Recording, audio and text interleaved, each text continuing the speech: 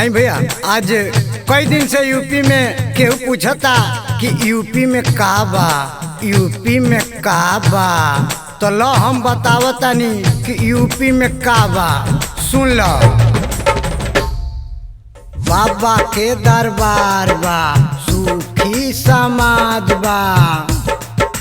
बाबा के दरबार बा, सुखी समाज बा। गुंडागर्दी बंद बा, खूबे आनंद बा। इबा यूपी में इबा भगवा रंग के झंडा बा, पुलिस के हाथ में डंडा बा।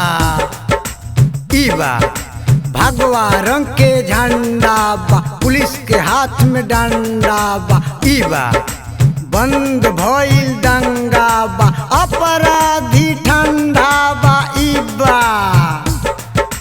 यूपी में इबा बुझाइल, यूपी में इबा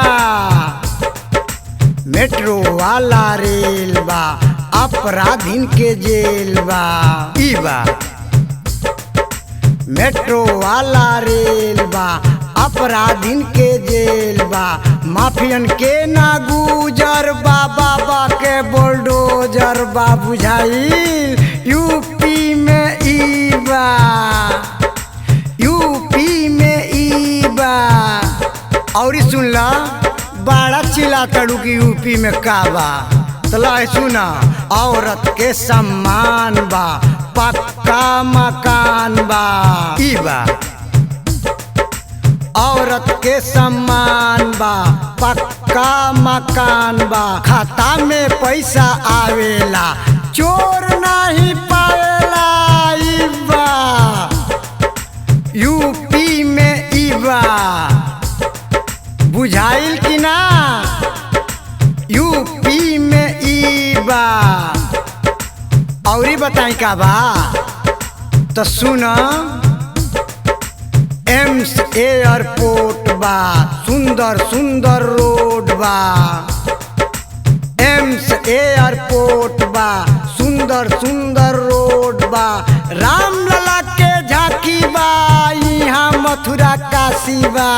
इबा यूपी में इबा बुझाइल। और सुना का बा, रोज हलवा की का बा। तो सुना, फरसा नाही खंजर बा, अपराधी अंदर बा।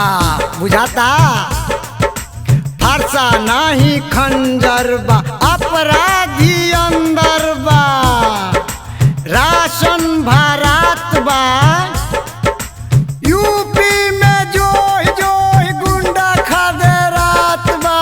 इबा बुझाइल, इबा यूपी में इबा बुझाइल। और कहीं बल प्रचंड बा, एही से घमंड बा। इबा यूपी में इबा बुझाइल।